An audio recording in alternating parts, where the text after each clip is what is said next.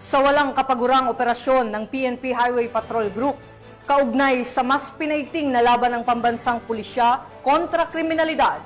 Dalawang sospek sa kasong karnaping at pamemeke ng mga dokumento ng motorsiklo ang matagumpay na nahuli ng PNP HPG sa barangay Pulong Bulo, Angeles City, Pampanga. Patrolman Mark Roland Feliciano sa report.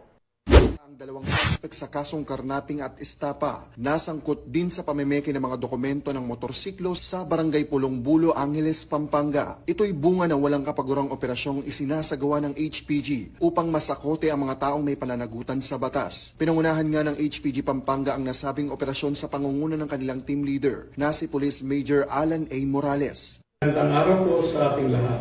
Ang Provincial Highway Patrol Team Pampanga ay nagkaroon ng isang matagumpay na traffic operation na nagresulta ng pagka-aresto ng dalawang taga-Pampanga na mga suspect na involved sa Labas Casa Scheme.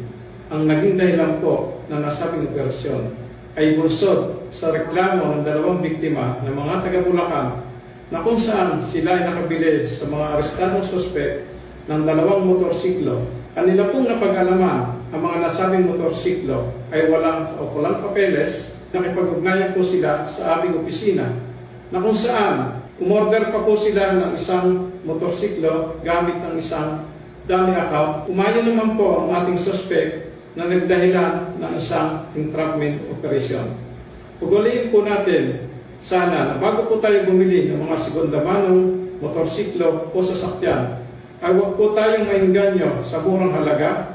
Ugaliin po natin na makipag-ugnayan at lumapit po tayo sa pinakamalapit na himpilan ng Highway Patrol Group upang masiguro po natin na ang ating bibilhing sekundamanong motorsiklo o sasakyan ay hindi involved sa anumang illegal na pinaggalingan. Kinilala ang mga sospek na sina alias Chris, 29 na taong gulang at Kenny, 32 taong gulang na parehas na taga San Fernando, Pampanga. Binasahan sila ng kanilang karapatan sa salitang kanilang nauunawaan at ngayon ay nasa kustodiya ng HPG Pampanga para sa dokumentasyon at tamang disposisyon habang inihahanda ang naaangkop na kaso laban sa mga ito. Sa anumang katanungan, reklamo o impormasyon, ang himpilan ng Highway Patrol Group ay palaging bukas upang kayo'y tulungan. Kami ang Guardian of the Highways, ang kakampi nyo sa kalsada na patuloy na magbibigay ng serbisyong HPG dahil dito sa ating bagong Pilipinas, ang gusto ng pulis, ligtas ka.